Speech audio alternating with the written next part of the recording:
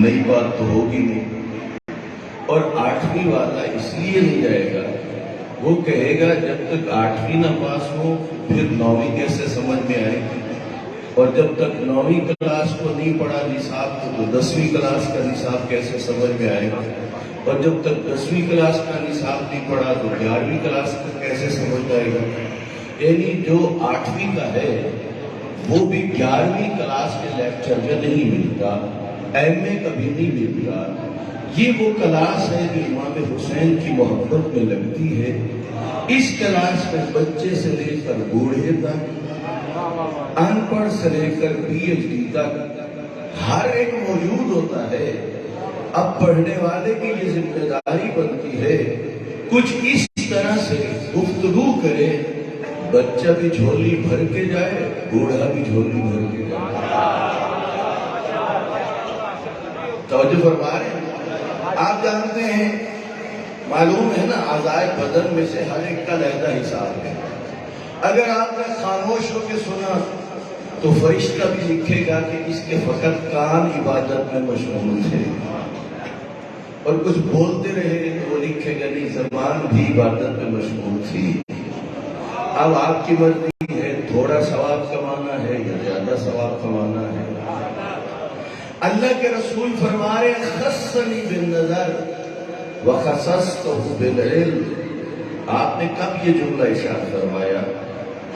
جس وقت مولود کعبہ کو اپنے ہاتھوں پہ لیا، 30 سال کی عمر ہے میرے نبی کی، 3 دنوں کے ہیں میرے مولا علی۔ اللہ کے رسول اپنے ہاتھوں پہ لے کے کھڑے ہیں۔ ایک کام مولا کائنات نے کیا، دوسرا کام اللہ کے رسول نے کیا۔ مولا کائنات نے کیا کیا؟ مولا نے دست پیغمبر پر آنے کے بعد اپنی آنکھیں کھولی، چہرے نبوت کی زیارت کی۔ اب اللہ کے رسول بتا رہے خصنی بالنظر وخصصتہ بالعلم، علی نے مجھے چن لیا پہلی نگاہ کے لیے، میں نے علی کو چن لیا علم کے لیے۔ علی حق نعرہ توجہ فرمائے۔ انہیں باپ کی رحمت تلاش کرتی ہے، انہیں نبی کی محبت تلاش کرتی ہے۔ دنیا والوں کو جنت کی تلاش ہے مگر علی والوں کو جنت تلاش کرتی ہے۔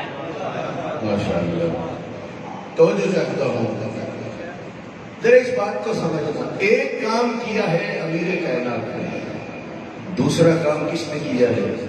اللہ کے رسول نے۔ آپ اور مجھے خبر کون دے گئے؟ خود اللہ کے رسول۔ علی نے مجھے چن لیا پہلی نگاہ کے لیے، میں نے علی کو چن لیا علم کے لیے۔ پھر آپ سے اتنا پوچھتا ہوں، وہ جو اللہ کے رسول نے فیصلہ کیا کہ میں علم دوں گا علی کو، وہ علم دیا کتنا اور عرصہ کتنا لگا تھا؟ توجہ ہے؟ آج کسے کہتے ہو کہ اس نے ایم اے کرنی ہے تو کتنے سال لگتے ہیں ایم اے کرنے پر؟ 16 سال۔ وہ بھی اگر کوئی کلاس فیل نہ ہو، ورنہ وقت کیا ہوگا؟ اور زیادہ خرچ ہوگا۔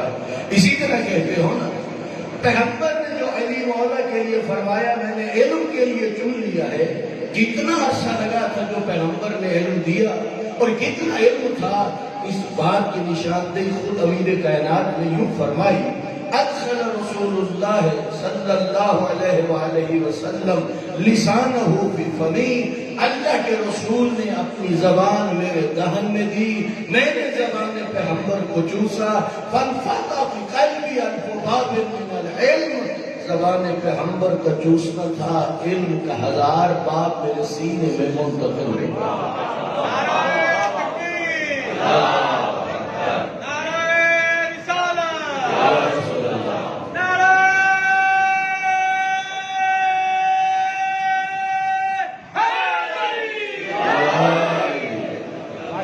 توجہ فرما رہے ہیں، زبان پیغمبر چوسائی، اور مولا کہہ رہے ہیں کہ علم کا 1000 باب میرے سینے میں منتقل ہوا۔ ابھی مولا کا فرمان مکمل نہیں ہوا۔ فرمایا وَمَا كُلِّ بَابٍ أَنْفُ بَابٍ، وہ جو 1000 باب تھا نا، ان میں سے ہر بار سے پھر 1000 بار. بھائی بڑا آسان ہے پڑھنے والے کے لیے یہ کہنا اور سننے والوں کے لیے سننا آسان ہے. رب جانے وہ ایک ایک باب علم کا تھا کیا اور اس میں کیا کیا تھا. لیکن ذرا بات کو سمجھیے. آپ دیکھیں دنیا بڑی ترقی کر چکی ہے.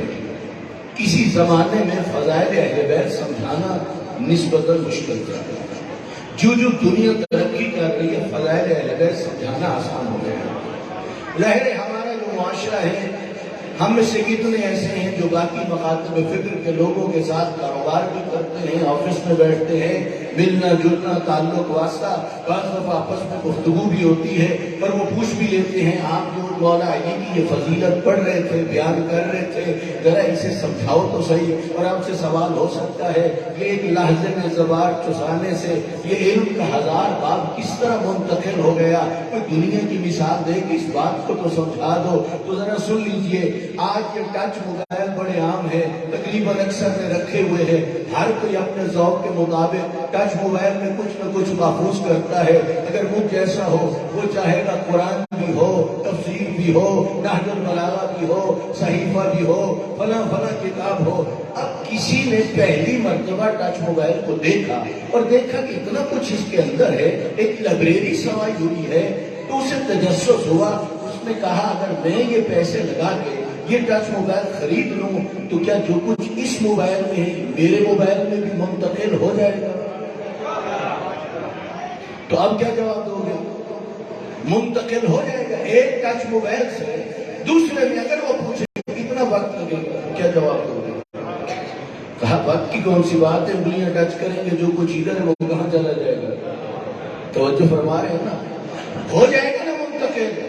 اور اگر وہ ساتھی سے پوچھ لے, کہا جب ادھر آ جائے گا تو آپ کے موبائل سے ختم ہو جائے گا, تو کیا جواب دو گے؟ جواب یہ دو گے ادھر بھی ختم نہیں ہوگا اور تیری طرف بھی منتقل ہو جائے گا. اتنا بتا, یہ ٹچ موبائل کس نے بنائے ہیں؟ عام لوگوں نے بنائے ہیں نا. تو پھر کیوں نہیں سوچتا جب اللہ رب العزت نے عام لوگوں کو اتنی ذہنی صلاحیتیں عطا کر دی ہیں کہ انہوں نے بنائے ہیں موبائل, اور ایک لائبریری فوری اس میں منتقل ہوتی ہے اور ادھر سے بھی محو نہیں ہوتی, ختم نہیں ہوتی.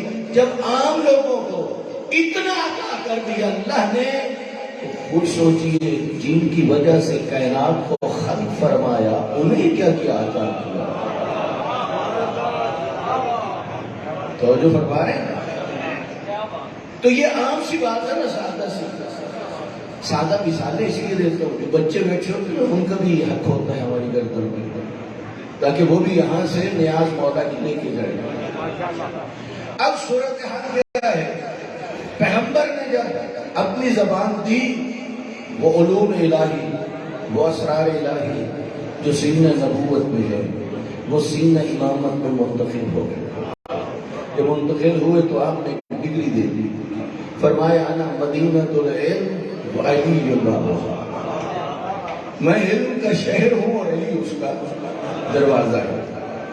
پیغمبر نے جب ڈگری دے دی نا, اور یہاں ایک بات کہتا جاؤں, پوری دنیا میں, اور آپ سر اٹھا کے چیلنج کر سکتے ہو, پوری دنیا میں کسی یونیورسٹی کالج اسکول میں لائق سے لائق استاد, لائق سے لائق شاگرد, اس طرح کے استاد شاگرد کو اس طرح علم دے دے ایک لحظے میں, قیامت تک کے لیے نہیں لا سکو گے. ہے یا نہیں؟ کبھی نہ ہو سکے گا. مگر ہوا جب استاد محمد مصطفیٰ ہو, شاگرد علی مرتضیٰ.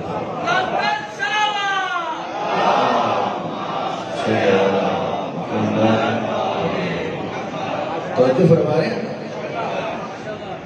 پیغمبر نے علم دیا ایک لحظے میں امیر کائنات کو. اب وہ علم جو اللہ دیتا ہے نا اور پیغمبر سے منتقل ہوا, اس علم میں بھول نہیں ہے, اس میں خطا نہیں ہے. آپ اور میرا علم جو ہوتا ہے نا یہ کسبی ہوتا ہے, اس میں بھول بھی ہے خطا بھی ہے. ان کے علم میں خطا نہیں, بھول نہیں. اور پھر اگلی بات بھی سن لیں, فقط اتنی سی بات نہیں, اس سے بڑھ کے بات کہہ رہا ہوں. اللہ جو انہیں علم عطا کرتا ہے اس علم میں اختیار بھی ہوتا ہے. توجہ چاہتا ہوں اس علم میں علامہ ذیشان حیدر جوادی صاحب نے بڑا خوبصورت انداز میں اس بات کو سمجھایا. اس علم میں کیا ہوتا ہے؟ اختیار بھی ہوتا ہے. اختیار کے لیے ایک اور سادہ لفظ استعمال کروں، یعنی اس میں ایک طاقت ہوتی ہے، اس میں ایک اقتدار ہوتا ہے.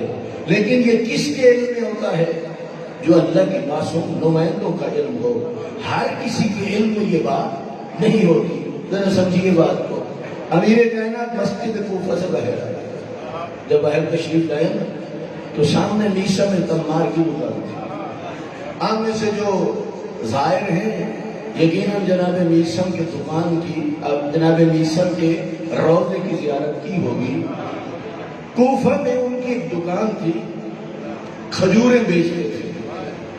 کوئی بڑے تاجر نہیں تھے، چھوٹی سی دکان تھی.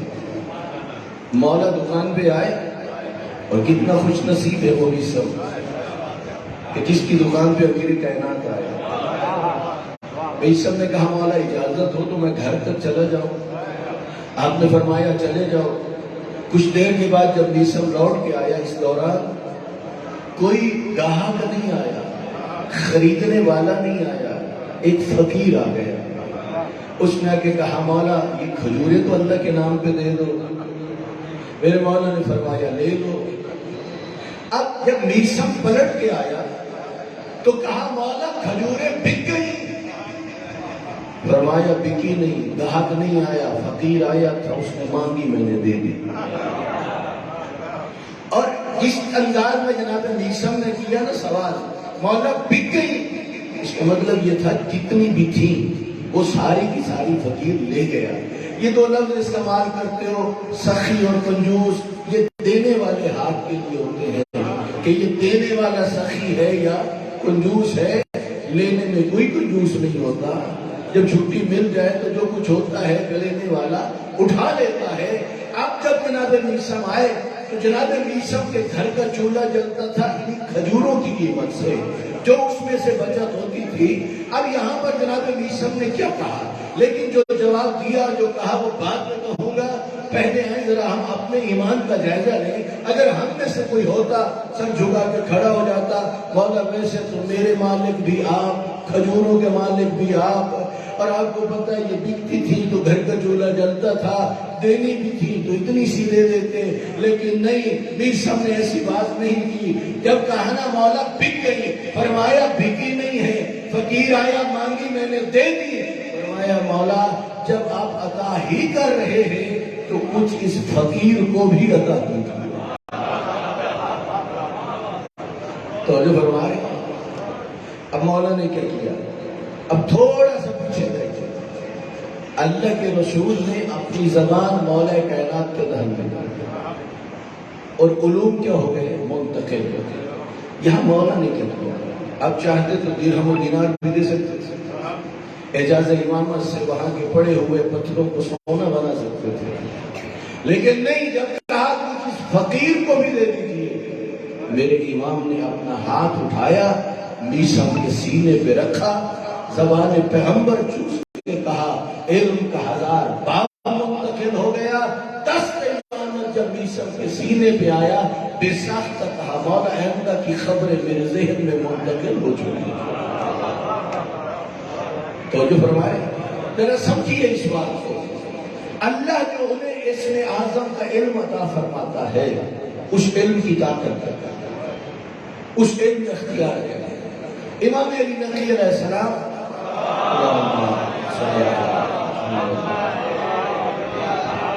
ایک ہندی سے گفتگو کر رہے تھے اور لب و لہجہ وہی تھا.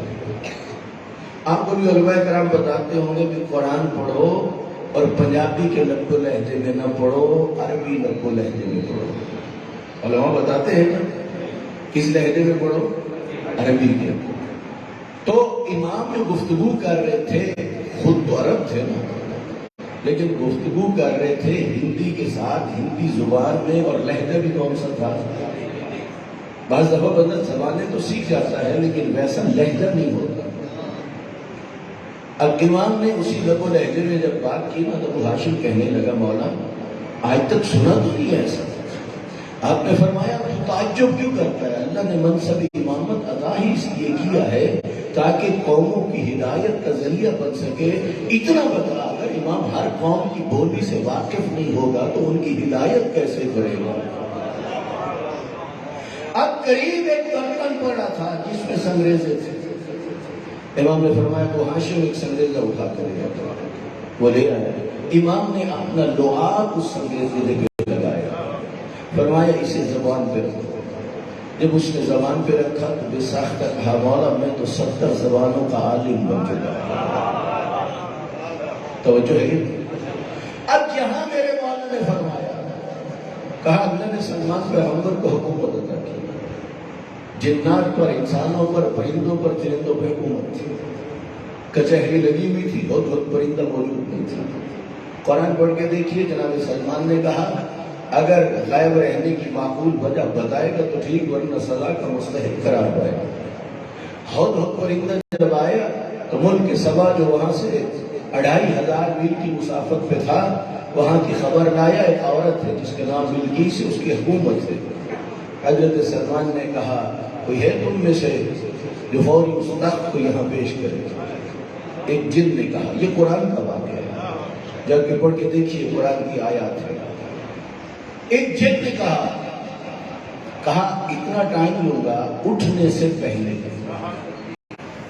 اب نبی کے وسیع آصف بن برقیہ نے کہا نہیں آنکھ جھپکنے سے بھی پہلے. یہ قرآن بتا رہا ہے. توجہ ہے. آنکھ جھپکنے سے بھی پہلے تخت بلقیس موجود تھا. میرے امام نے فرمایا ابو ہاشم کچھ تو خیال کرو. سلمان نبی کے وسیع کے پاس ایک اسم اعظم کا علم تھا. 2500 میل کی مسافت سے آنکھ جھپکنے سے پہلے تخت موجود تھا. اللہ نے ہمیں 72 اسم اعظم کا علم عطا فرمایا. توجہ فرما رہے ہیں. یہ ایک خصوصیت کیا ہے کہ اللہ رب العزت نے ان ہستیوں کو وہ علم عطا فرمایا جس علم میں بھول نہیں ہے, جس علم میں نسیان نہیں ہے, بلکہ جس علم میں کیا ہے اختیار ہے.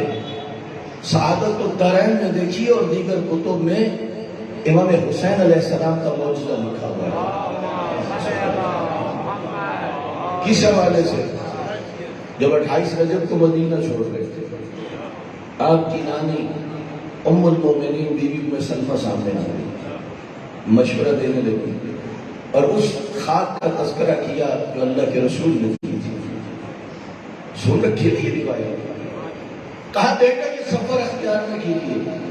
یہاں امام حسین نے اسی اسم اعظم کا جو علم ہے اللہ کی طرف سے دی ہوئی جو طاقت ہے فرمانے لگے اگر چاہو تو نانی اماں میں یہیں پر تجھے کربلا کا منظر نہ دکھا.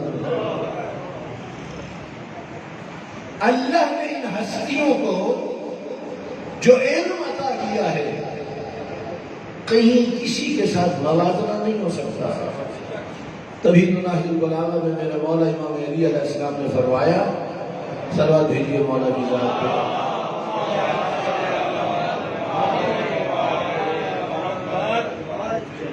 فرمایا کوئی نہیں ہے اس قابل کہ جسے اہل بیت پیغمبر سے موازنہ کیا جا سکے.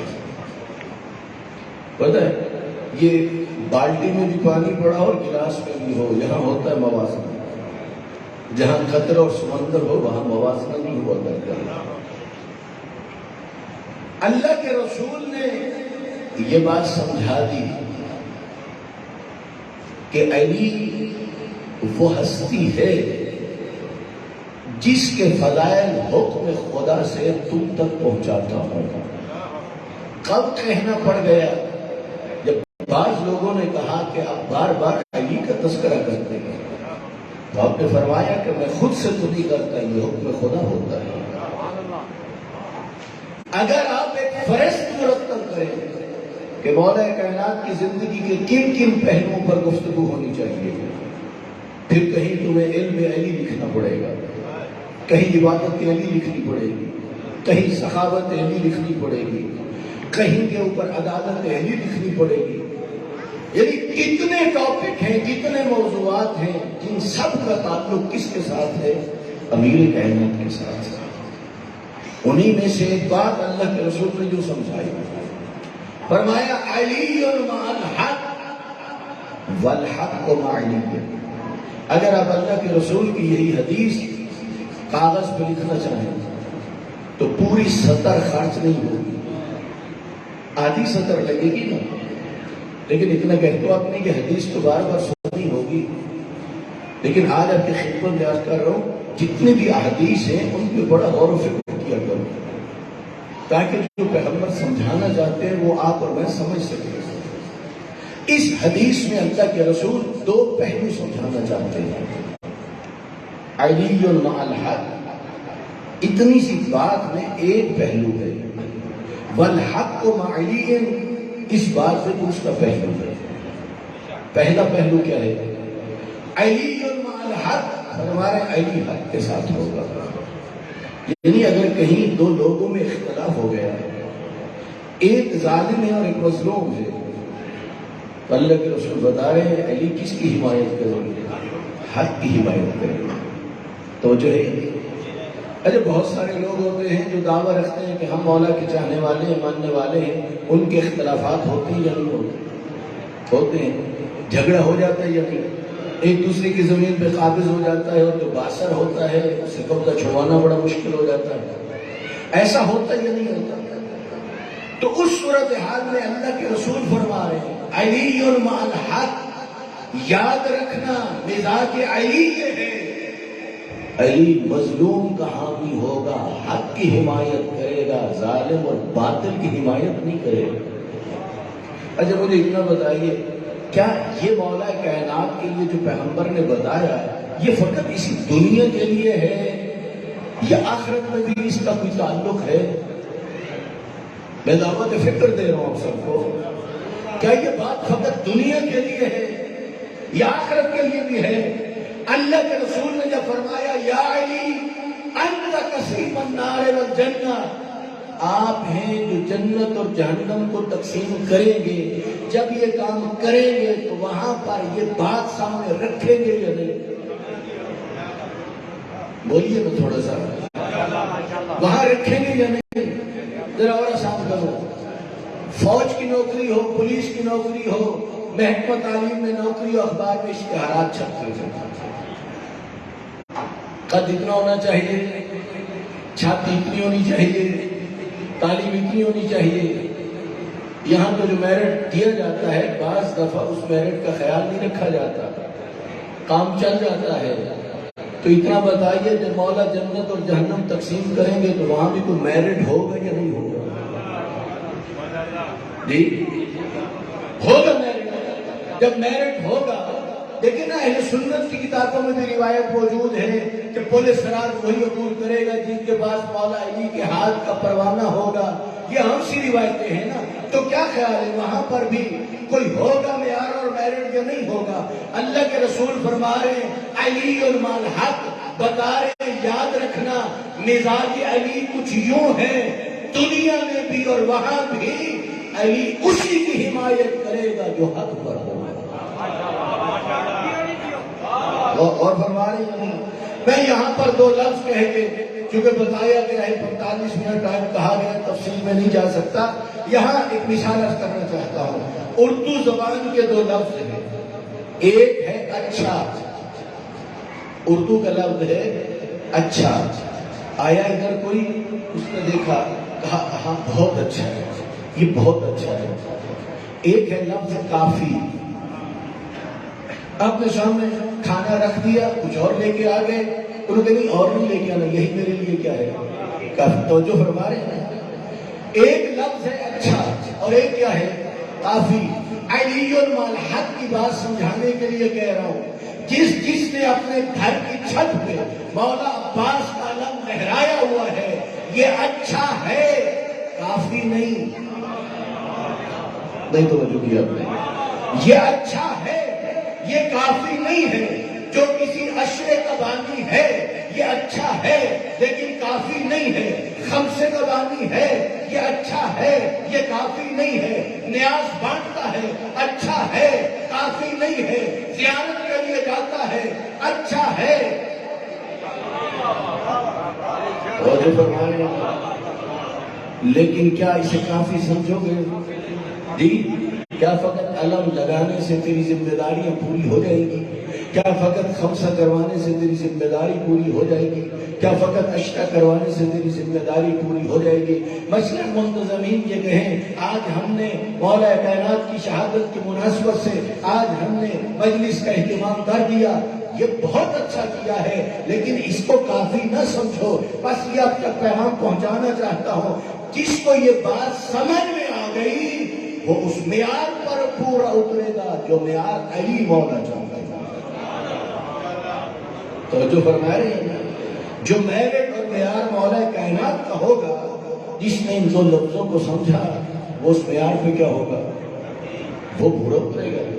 ذرا سمجھنا بات کو، نہج البلاغہ میں خطبہ شکشکیہ پڑھ کے دیکھیے، جب آپ کو مسند خلافت میں بٹھایا جا رہا تھا، بڑھ بڑھ کے لوگ آپ کی بیعت کر رہے تھے، اور آپ نے ارشاد فرمایا لولا حضور الحاضر وقیام الحجہ بوجود الناصر وما خذ اللہ علی العلماء لا یقاروا علی قدسۃ ظالم ولا صغب مظلوم القیت حقها لغاربها۔ امیر کائنات فرما رہے ہیں، اس کا خلاصہ مولا کے فرمان کا بتا رہا ہوں، مولا فرما رہے ہیں یہ جو میں مسند خلافت پہ بیٹھ رہا ہوں اور حکومت کو سنبھال رہا ہوں، گویا میرے تصرف میں بیت المال بھی ہوگا، لشکر بھی ہوگا، فوج بھی ہوگی، میرے پاس ایک دنیاوی طاقت ہوگی۔ مولا فرما رہے کہ عہد الہی کو پورا کرنے کے لیے میں نے مسند خلافت کو سنبھالا ہے۔ وہ عہد الہی یہ ہے کہ تم مظلوم کے حامی بنو اور ظالم کے مخالف بنو۔ کہا اگر یہ عہد الہی نہ ہوتا لألقیت حقها علی غاربها، تو میں خلافت کی باغ ڈور کو خلافت کے کندھوں پہ ڈال دیتا۔ نہج البلاغہ میں خط نمبر 45 پر آپ کے گورنر ہیں عثمان بن حنیف، وہاں پر ایک امیر شخص نے دسترخوان بچھایا اور بصرے کے امراء کو اپنے دسترخوان پہ بلایا۔ وہاں اس نے ایک دعوت نامہ گورنر کو بھی بھیج دیا، گورنر بھی وہاں پہنچ گیا، اور ہوا کیا، جو فقراء اور مساکین تھے انہیں دھتکارا گیا۔ یعنی میزبان ایسا تھا جو امراء کے لیے تو دسترخوان بچھاتا ہے اور فقراء اور مساکین کو کیا کرتا ہے؟ دھتکار دیتا ہے۔ یہ خبر پہنچتی ہے کوفے میں، اور امیر کائنات اپنے گورنر کو خط لکھتے ہیں، اور وہ طویل خط ضرور پڑھیے، بڑی لذت آتی وہ خط پڑھ کے۔ اس میں امام نے فرمایا اے عثمان بن حنیف، مجھے تجھ سے یہ امید نہ تھی تو ایسے میزبان کی دعوت پہ چلا جائے جہاں عمراء کو عزت ملے اور غربا کو وہاں دھتکارا جائے۔ علی تو اتنا بھی برداشت نہیں کر سکتا۔ توجہ فرما رہے ہیں، مولا کائنات نے اس بات پہ بھی عثمان بن حنیف سے کیا کیا؟ ایکشن لے لیا۔ آپ نے ایسا کیوں کیا؟ اس لیے مولا فرما رہے ہیں کہ میں جو حکومت لے رہا ہوں وہ بھی کس لیے لے رہا ہوں؟ اس لیے کہ مظلوم کا حق اسے دلا سکتا، ظالم کو اس کے ظلم سے روک سکتا۔ یہاں جب مولا نے مسند خلافت کو سنبھالا نا، تو آپ کے اصحاب میں سے ایک صحابی ہے جناب ساسا بن سوہان، انہوں نے مولا کائنات کا قصیدہ پڑھا۔ اگر آپ کہیں تو میں سنا دوں قصیدہ، لیکن ایک مثال بیان کروں گا تاکہ قصیدہ سمجھ میں آ سکے۔ ہمارے ہاں آپ کے علاقے میں جو کونسلر ہو وہ کل بن جائے ایم پی اے، تو دنیاوی اعتبار سے اس کی شان بڑھ جائے گی یا نہیں؟ بڑھ جائے گی، بڑھ جائے گی نا۔ اور اگر وہ ایم ایل اے بن جائے، اگر وہ وزیر اعظم بن جائے اور عہدہ چھن جائے، پھر وہ والی بات رہے گی نہیں۔ اس کا مطلب یہ ہے کہ لوگوں کی شان منصب اور عہدے کی محتاج ہے۔ ملے گا وہ منصب تو اس کی شان ہے، ملے گا وہ عہدہ تو اس کی شان ہے، جب تک وہ منصب ہے وہ شان ہے، منصب گیا تو شان بھی گئی۔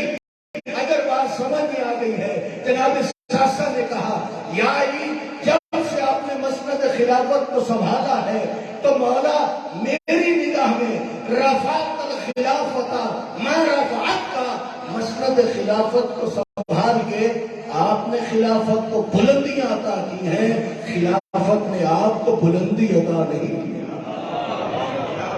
توجہ فرما رہے ہیں، خلافت نے آپ کا مقام نہیں بڑھایا، آپ ہیں جنہوں نے خلافت کو بلندی عطا کی۔ فرمایا وَزَيَّنْتَ الْخِلَافَةَ وَمَا زَانَتْ کا آپ نے خلافت کو زینت عطا کی ہے، خلافت نے آپ کو زینت عطا نہیں کی۔ مولا کی خلافت آپ کی محتاج ہے، آپ خلافت کے محتاج نہیں۔ گویا یہ جو کہتے ہو نا علی علی ہے، گویا جناب ساسا یہ کہہ رہے تھے یہ منصب نہ تھا تو تب بھی علی علی تھا۔ توجہ فرما رہے ہیں۔ بس اللہ کے رسول بتا رہے ہیں علی مع الحق، علی کس کی حمایت کرے گا؟ جو حق پہ ہوگا۔ بہت ساری باتیں ایسی ہوتی ہیں انسان کا دل و دماغ ان باتوں کو تسلیم کرتا ہے، لیکن ان حقائق سے جو لوگ آنکھیں چرا لیتے ہیں وہ اپنا نقصان کرتے ہیں۔ اللہ کے رسول علی مع الحق کے ذریعے یہ بات سمجھانا چاہتے ہیں اپنی زندگی اس طرح گزار کہ تو ہمیشہ حق پہ رہے تاکہ اس میرٹ تک جا سکے جو میرٹ مولا کائنات کی طرف سے ہوگا۔ اور فرما رہے ہیں دوسری طرف کیا فرمایا؟ فرمایا وَالْحَقُّ مَعَ عَلِيٍّ، اور حق کس کے ساتھ ہے؟ علی کے ساتھ۔ اب مثال بدل رہا ہوں، پہلے دو میں اختلاف تھا اور فیصلہ مولا کر رہے تھے، ابھی کیا بھلا اب کسی نے مولا سے اختلاف کر لیا، لوگوں نے مولا سے جنگیں لڑی یا نہ لڑی، مولا سے مقابلہ کیا یا نہ کیا، مولا سے اختلاف کیا یا نہ کیا، آپ کیا کہو گے حق پہ کون ہے؟ پیغمبر فرما رہے ہیں وَالْحَقُّ مَعَ عَلِيٍّ، جب کوئی علی کے مقابلے میں آئے گا یقین رکھنا حق ادھر ہوگا جدھر علی ہو۔ توجہ فرما رہے ہیں، اس لیے اللہ کے رسول نے بڑی وضاحت سے بتا دیا اللہم ادر الحق حیث مدار علی، پروردگار حق کو اس جانب موڑ دے جس طرف، یہ نہیں کہا کہ علی کو اس جانب موڑ دے، بلکہ کیا فرمایا؟ حق کو۔ اب تجھے اور مجھے حق نہیں ڈھونڈنا، حق کے خط و خال کیسے یہ نہیں دیکھنا، آپ اور تجھے اور مجھے اللہ کے رسول کے فرمان کی روشنی میں یہ دیکھنا ہے علی کہاں پہ ہے، کیونکہ جہاں علی ہوں گے حق کیا ہوگا؟ وہیں پر ہوگا۔ اللہ کے رسول کے وہ ارشادات جو مولا کائنات کے بارے میں ہیں، یقین جانیے اگر ان پہ غور و فکر کریں تو پھر انسان کو ادراک ہوتا ہے کہ کیا ہے علی، کیا شان ہے مولا کائنات کی، اور کس قدر بلند ہستی ہے مولا کائنات۔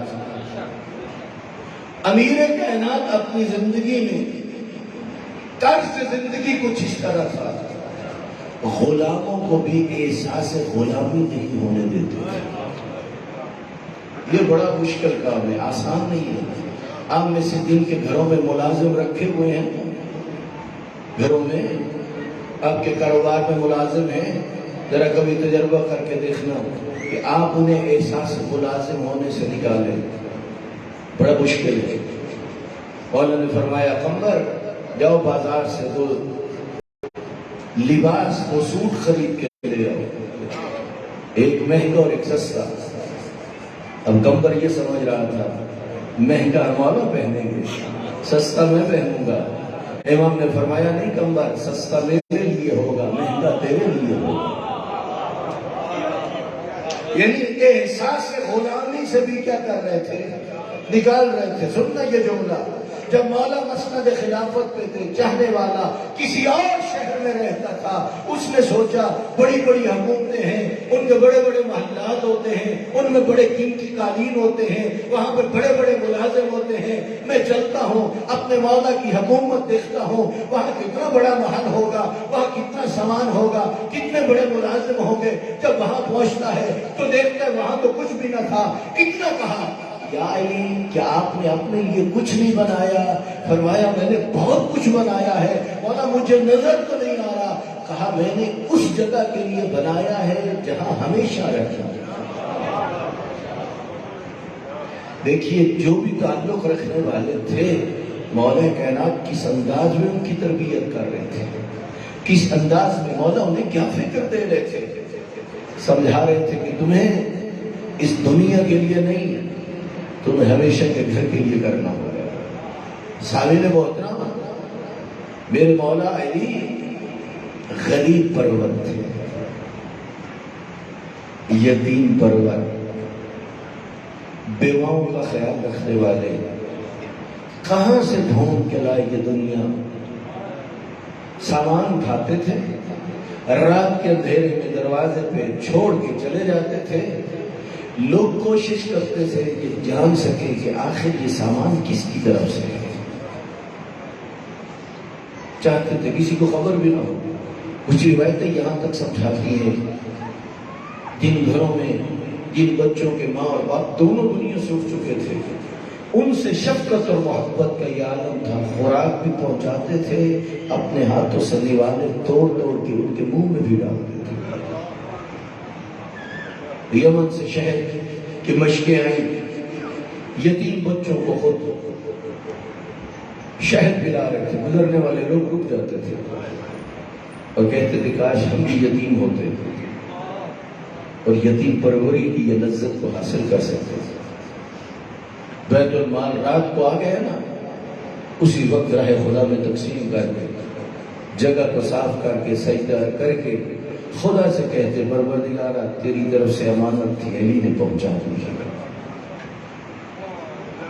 کس قدر وہ زندگی، وہ علی جو اتنا بڑا عالم، اور صورتحال یہ تھی کہ علی کنویں میں اپنا منہ ڈال کے روتے تھے اور افسوس کرتے تھے کہ زمانے نے میرے ساتھ کیا سلوک کیا۔ کتنی عجیب ہے میرے مولا علی۔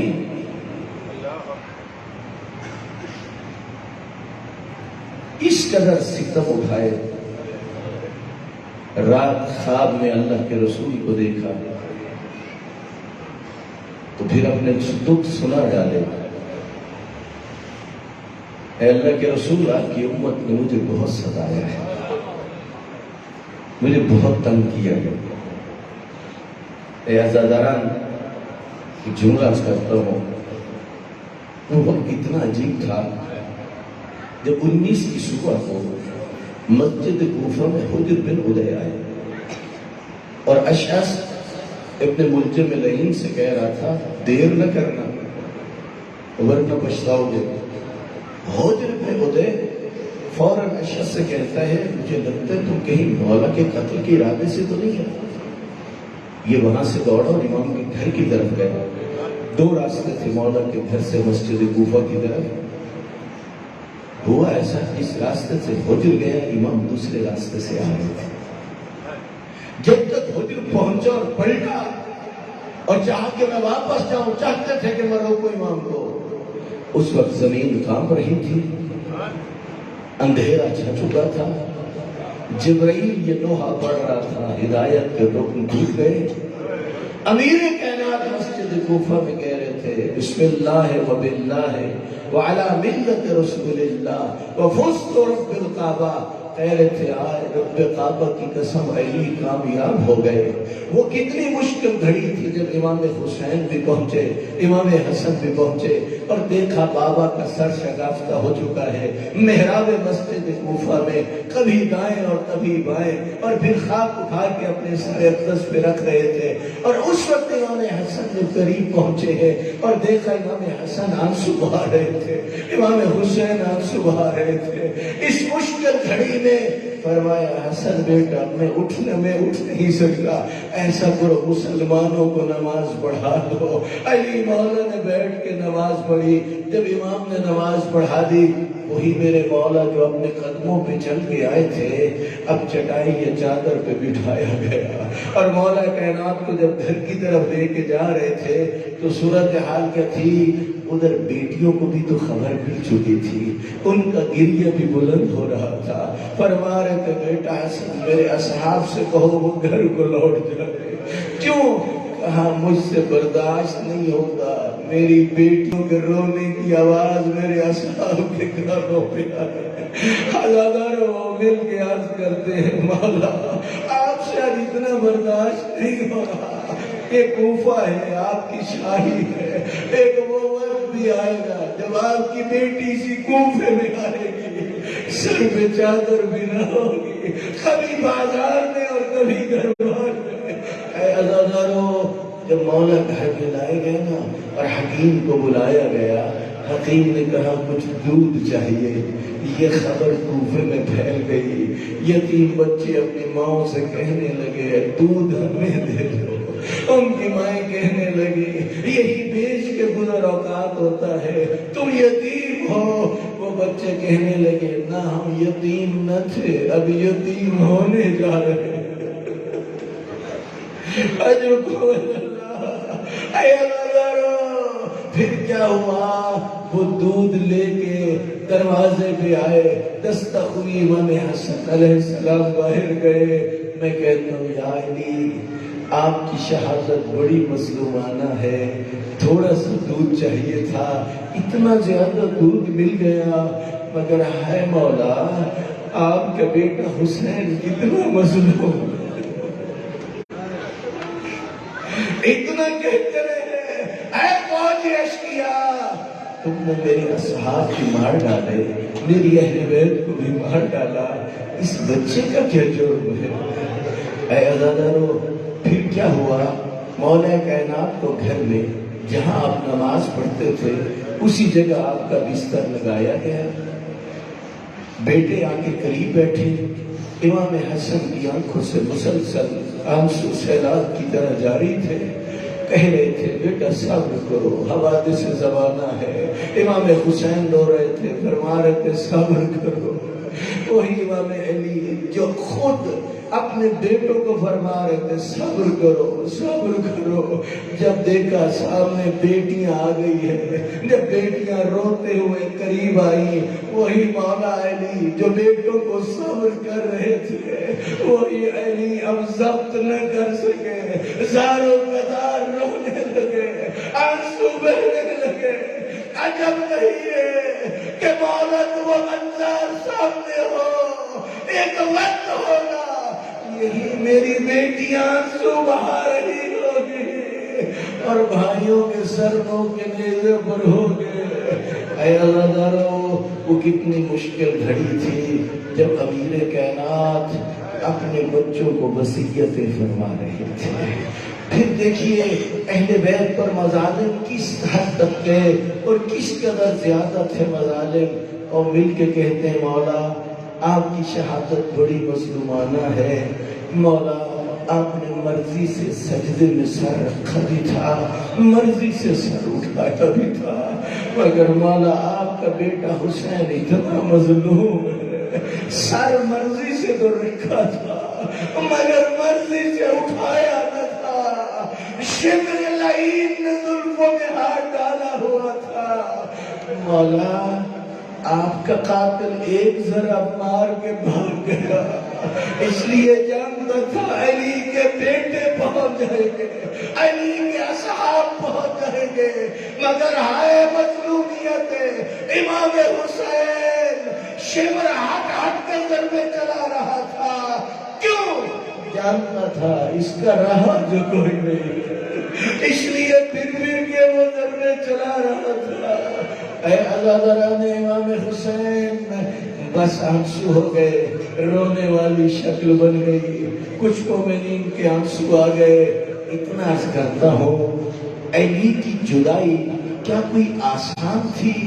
نہیں۔ اسی بات کو اگر سمجھنا ہے نا تو سمجھو جب مولا کو سپرد خاک کر کے امام حسن اور امام حسین پلٹ رہے تھے، کوفے کے دروازے کے باہر آئے، قریب ایک کھنڈر تھا، وہاں سے ایک نابینا شخص کے رونے کی آواز آ رہی تھی اور کہہ رہا تھا تیسرا دن ہو گیا ہے، ملنے کے لیے نہیں آئے، آج تیسرا دن ہے، خبر لینے کے لیے نہیں آئے، آج تیسرا دن ہے، رب جانے کیا ہوا، اللہ خیر کرے۔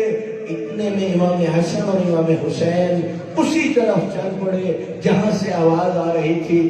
جا کے دیکھا منظر عجیب تھا، ایک نابینا شخص بیٹھا ہے، آنسو بہا رہا ہے، کہتا 3 دن ہو گئے۔ فرمایا اتنا بتاؤ وہ کون تھا جس کی جدائی میں تم تڑپ رہے ہو؟ وہ کون تھا؟ اس کا نام کیا تھا؟ کہا میں نے تو کئی مرتبہ نام پوچھا تھا مگر مجھے اپنا نام نہ بتایا۔ کہا کوئی نشانی؟ کہا میرے ساتھ خاک پہ بیٹھ جاتے تھے اور فرماتے تھے مسکین مسکین کے ساتھ بیٹھ گیا ہے، اور پھر مجھے کھانا بھی دیتے، مجھے پانی بھی پلاتے۔ وہ بڑے مہربان تھے، بڑی محبت کرنے والے تھے، میں ان کی جدائی کو برداشت نہیں کر پا رہا۔ جب کہا نا میرے ساتھ بیٹھ جاتے تھے، امام حسن نے کہا نابینا تجھے کچھ خبر ہے؟ وہ تو امیر المومنین امام علی تھے، خلیفۃ المسلمین، انہیں ضرب لگ گئی، ان کی شہادت ہو گئی۔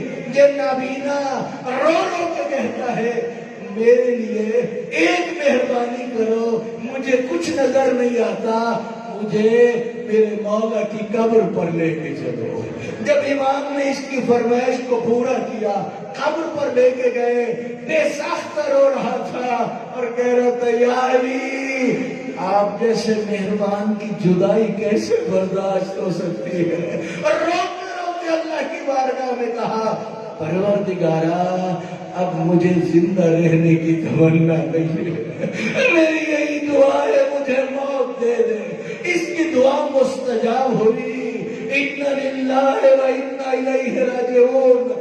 اتنا کہتا ہوں جب نابینا مولا کی جدائی کو برداشت نہ کر سکا، خود سوچو بیٹوں کے جگر پہ کیا گزر رہی تھی، بیٹیوں کے جگر پہ کیا گزر رہی تھی، کس قدر مشکل تھا علی مولا کی جدائی۔ یہی وجہ ہے عزیزو، جب حکیم نے دیکھا اس زخم کو تو کہا کہ نہیں ایسی زہر تھی کہ میرا مشورہ ہے علی مولا اپنی وصیتیں شروع کر دو۔ یہ گہرا زخم ہے، زہر نور تلوار تھی۔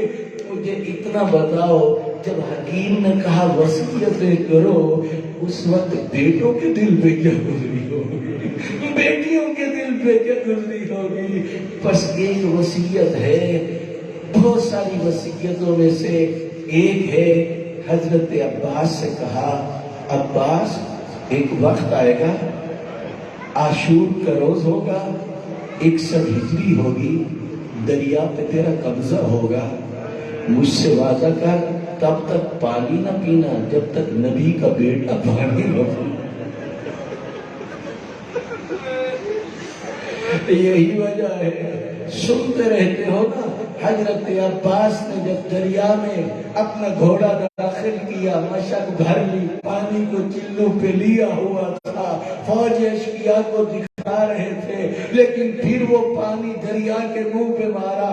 عجب نہیں کہ کہا ہو بابا دیکھ لو تیرے عباس کا قبضہ بھی ہے مگر تیرا عباس پانی تو نہیں پی رہا۔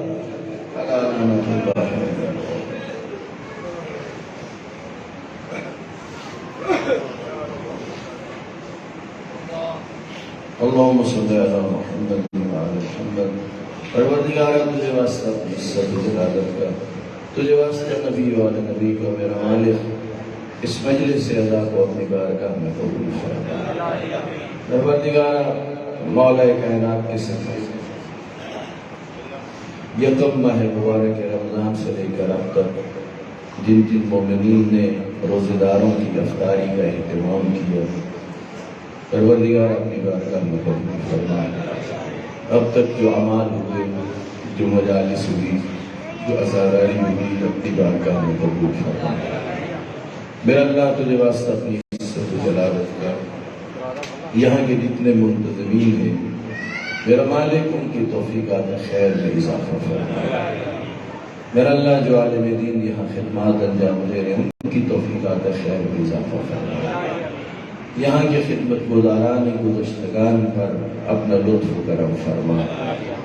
خدایا تجھے واسطہ ہے مولا کائنات کا میرا مالک، نبی والے نبی کے صدقے، مولا کائنات کی شہادت کے صدقے مومنین میں سے جو مقروض ہوں ان کے قرضوں کی ادائیگی میں مدد فرما، جو تنگ دست ہوں انہیں خوشحال بنا۔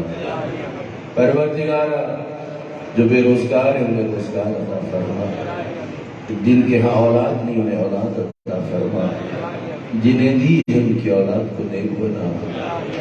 پروردگارا جو حج و زیارات کی آرزو رکھتے ہیں وہ تمام مومنین کی، نمازیوں کی، عزاداروں کی اس آرزو کو پورا فرما۔ پروردگارا تجھے واسطہ نبی والے نبی کا جو سلسلہ جاری ہے خدایا اس کا ظہور امام زمان علیہ السلام قائم و دائم فرما۔ پروردگارا تجھے واسطہ اپنی عزت و جلالت کا یقیناً یہاں بھی جو منتظمین ہوتے ہیں ان کے لیے بھی مشکلات ہوتی ہیں، حوصلہ شکنیاں بھی ہوتی ہیں۔ پروردگارا منتظمین کی ہمتوں میں اضافہ فرما، ان کے حوصلوں کو بلند فرما۔ پروردگارا ان نمازیوں کی حفاظت کے لیے جو احباب سیکورٹی کی ذمہ داری انجام دیتے ہیں خدایا تو ان کی بھی حفاظت فرما۔ پروردگارا تجھے واسطہ ہے اپنی عزت و جلالت کا مولا کائنات کے صدقے میرا مالک ہمارے مولا آقا امام زمان علیہ السلام کے ظہور میں تعجیل فرما، ہمارے مولا آقا کو ہم سے راضی و خوشنود فرما۔ پروردگارا مولا کائنات کے صدقے میں ہر وہ دعا جو ہمارے لیے ضروری اور ہم متوجہ نہیں وہ بھی ہمارے حق میں مستجاب فرما۔ پروردگارا وطن عزیز پاکستان کو استحکام عطا فرما، داخلی خارجی سازشوں سے اور نادانیوں سے اس ملک کو محفوظ فرما۔ پروردگارا بحق محمد و آل محمد میرا مالک ہم سب کو ایمان و اخلاص کی دولت سے معلومات فرما دے، مرنے سے پہلے سچی توبہ نصیب فرما۔ پروردگارا وہ معیار اور میرٹ جو تیری طرف سے ہے خدایا اس میرٹ کو سامنے رکھ کے میرے مولا فیصلہ فرمائیں گے، ہمیں اس معیار اور میرٹ پہ اپنے آپ کو پورا اتارنے کی ہماری مدد فرما، ہماری توفیقات خیر میں اضافہ فرما۔ پروردگارا تجھے واسطہ اپنی عزت و جلالت کا مولا کائنات کے صدقے میں ہم سب کو شفاعت اہل بیت کے قابل بنا۔ پروردگارا نبی والے نبی کے صدقے میرا مالک جو مومنین بیمار ہیں انہیں شفا کاملہ عطا فرما۔ ربنا آتنا فی الدنیا حسنة وفی الآخرة حسنة وقنا عذاب النار برحمتك یا ارحم الراحمین۔ اللهم صل علی محمد وآل محمد۔